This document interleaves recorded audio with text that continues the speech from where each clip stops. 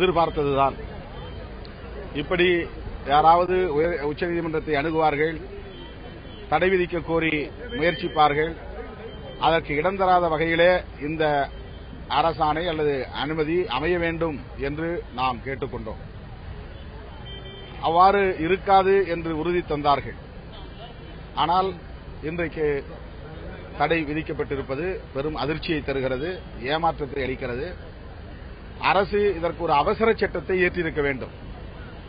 அவசர சட்டத்தின் மூலம் இந்த நடவடிக்கையை மேற்கொண்டிருந்தால் உச்சநீதிமன்றத்தில் இதற்கு தடை விதிக்க வாய்ப்பில்லை.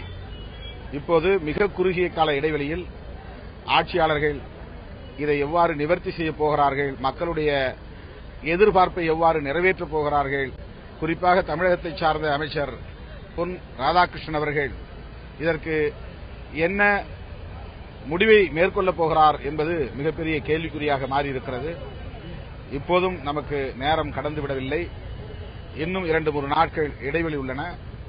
இதற்கு இடையிலே ஒரு அவசர சட்டத்தை பிறப்பிப்பதற்கு வாய்ப்பிருந்தால் அவசர சட்டத்தை பிறப்பிக்க வேண்டும். அதன் அடிப்படையிலே ஜல்லிக்கட்டுவை நடத்துவதற்கு அனுமதிக்க வேண்டும் என்று விடுதலை சிறுத்தைகளின் சார்பில் கேட்டுக் கொள்கிறேன். அவசர சட்டம் இயற்றுவது ஒன்றுதான் இதற்கு தீர்வு.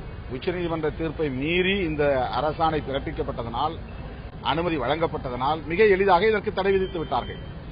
ஆகவே ஒரு அவசர சட்டம் ஒன்றுதான் இதற்கு தீர்வு என்பதை அனைவரும் அறிவோம்.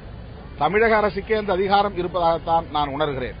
ஆகவே தமிழக அரசே கூட ஒரு அவசர சட்டத்தை இயற்றி மத்திய அரசினுடைய ஒப்புதலை எளிதாக பெற்றுவிடலாம்.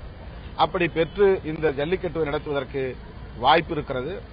இல்லையே மத்திய மாநில அரசுகள் உடனடியாக ஒன்று கூடி கலந்தாய்வு செய்து இதை பற்றி ஒரு முடிவை எடுக்க வேண்டும். அப்போதும் 2 அரசுகளும் இணைந்து செயல்பட்டாலும் கூட அவசர சட்டம் இயற்றுவது என்பது மட்டும்தான் இதற்கு தீர்வு என்பதை நான் தெரிவித்துக் கொள்கிறேன்.